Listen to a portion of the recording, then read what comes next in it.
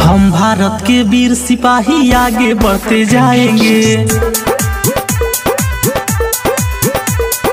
हम भारत के वीर सिपाही आगे बढ़ते जाएंगे। अपना ये जहान भारत देश पे लुटाएंगे। अपना ये जहान भारत देश पे लुटाएंगे। आएंगे हम भारत के वीर सिपाही आगे बढ़ते जाएंगे। हम भारत के वीर सिपाही आगे बढ़ते जाएंगे। आगे बढ़ते जाएंगे।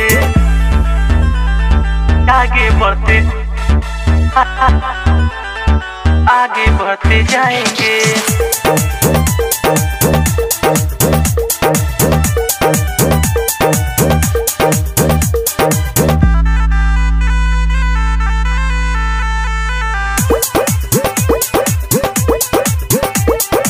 शान हमारी ये झंडा है, हरदम ऊंचा रहेगा।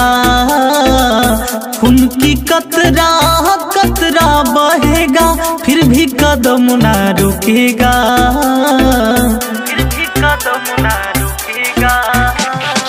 शान हमारी ये झंडा है, हरदम ऊंचा रहेगा। खून की कतरा कतरा बहेगा, फिर भी कदम ना रुकेगा। फिर भी कदम ना रुकेगा।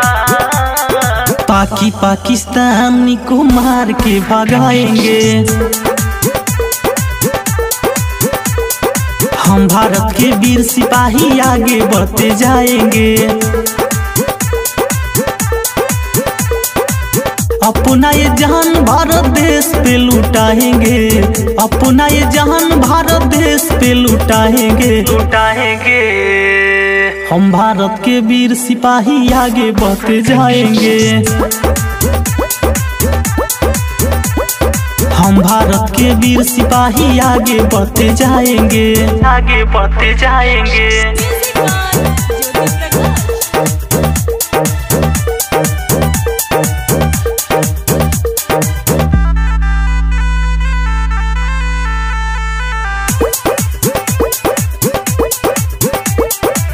वीर भगत के जैसे बनेंगे, डर के ना जिंदगी जिएंगे। आओ मिलकर कसम को खाए, देश की रक्षा करेंगे। देश की रक्षा करेंगे। वीर भगत के जैसे बनेंगे, डर के ना जिंदगी जिएंगे। आओ मिलकर कसम को खाए, देश की रक्षा करेंगे। देश की रक्षा करेंगे। बाजीगर आलम को भी साथ में ले जाएंगे।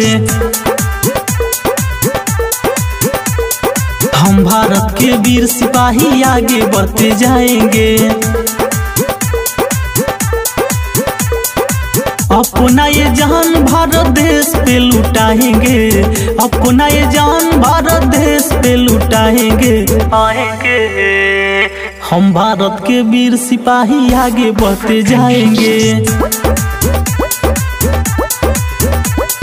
हम भारत के वीर सिपाही आगे बढ़ते जाएंगे।